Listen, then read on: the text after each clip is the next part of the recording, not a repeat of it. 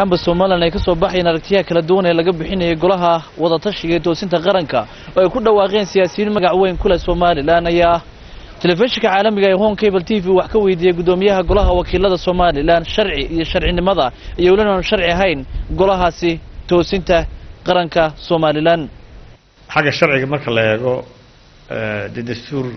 iyo xeerar dhaqangal u meel ku dhaqanaa marka golayaasha sharciga ah waxa jideeyay dastuurka iyo xeerarka jamhuuriyadda Soomaaliland waan awad qaanin oo golayaasha waxa kamid ah golaha wakiilada golaha guurtida golaha deegaanka iyo golaha xukuumadda marka golayaasha sharciga ee dastuurka loo jideeyay waa intaas muwaadiniintu laakiin waxay xaq u leeyihiin wixii dhaliila iyo wixii tala ah inay soo jeediyaan golayaasha ama baarlamaanka ha noqdo ama xukuumadda ha noqdo marka odayaashaas aniga waxay la tahay odayaal qadarin iyo maamuus naga mudan weeyii odayaal wadanka u soo halgamay weeyii badankoodu odayaal siyaasiyiin caana weeyii wixii tala ay keenayaan waxay la tahay in aan sas badan laga qaadin laakiin la dhageysto oo la tixgeliyo laakiin sharci ahaan waa inta aan idin sheegay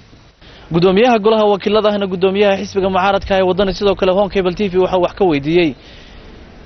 bal soo dhawaanshaha iyo wada hadallada u furmay xisbiga mucaaradka ee u cid iyo waxay ku saleysayeen qodobadaasi ay ku heshiiyeen waxaana uu gudoomiyuhu ku jawaabay in xisaabta mucaaradka ay iskaashadaan marka guud ahaan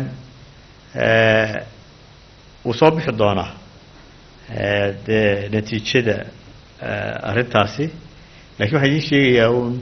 isku soo dhawaasho inuu jiro inaanu ay ugu muhiimsan tahayna inaanu danta guud iyo danta qaranka iyo horumarka Soomaaliland iyo difaaca go'aansitaanka Soomaaliland inaanu iska kaashano iyo xurmaynta shuruucda dalka waxa aanu qabnaa mabda'aas horena u qabnay waana afilaya in dhawaan si rasmi ah uga soo bixi doono mowqif arrinta ku saabsan labada xisbi Maxamed Kuraase Home Cable TV magaalada Hargeysa.